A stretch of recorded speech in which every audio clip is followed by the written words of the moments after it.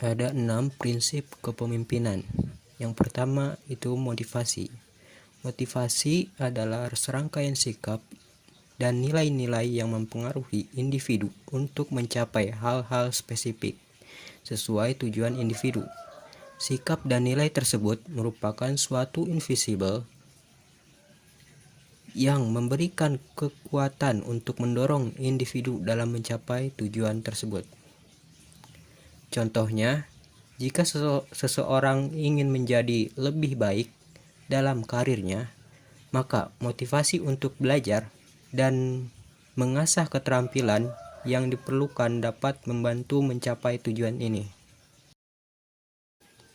Yang kedua, harga diri atau self-esteem adalah kesadaran seberapa besar nilai yang diberikan kepada diri sendiri. Harga diri disebut juga kehormatan atau martabat nilai manusia. Harga diri juga disebut sebagai penilaian individu terhadap diri sendiri, seberapa jauh dirinya berkembang atau menjadi lebih baik.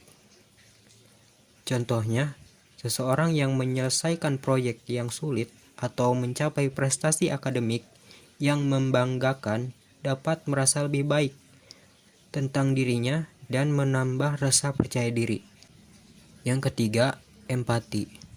Empati adalah kemampuan untuk dapat memahami apa yang dirasakan dan dipikirkan oleh orang lain.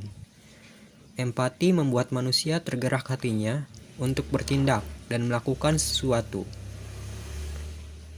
Contohnya, mendengarkan dengan penuh perhatian saat berbicara dengan orang lain.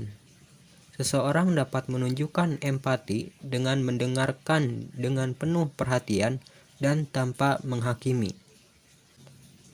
Yang keempat, pengambilan keputusan atau decision making. Pengambilan keputusan atau decision making adalah proses menentukan suatu pilihan dari beragamnya alternatif pilihan terbaik yang dilakukan secara rasional. Sehingga dalam proses pengambilan keputusan ini merupakan suatu proses yang tidak mungkin terjadi begitu saja dalam waktu singkat. Contohnya, menentukan jadwal kegiatan. Saat menentukan jadwal kegiatan, seseorang harus mempertimbangkan prioritas, waktu yang tersedia, dan tujuan yang ingin dicapai. Yang kelima, komitmen. Komitmen adalah sebuah keadaan di mana seseorang terikat oleh tindakannya, sehingga bisa memunculkan keyakinan yang dapat menunjang aktivitas dan partisipasinya. Contohnya, menyelesaikan tugas pekerjaan. Saat seseorang memiliki tugas pekerjaan, ia harus berkomitmen untuk menyelesaikannya sesuai dengan waktu yang telah ditetapkan. Yang keenam, kesadaran antar pribadi atau interpersonal awareness.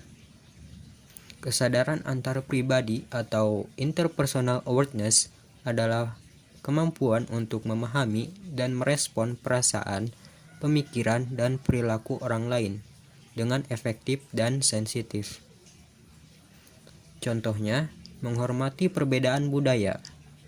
Saat seseorang berinteraksi dengan orang dari budaya yang berbeda, ia harus mempertimbangkan perbedaan budaya dan mencoba untuk menghormati nilai-nilai, kepercayaan, dan kebiasaan mereka.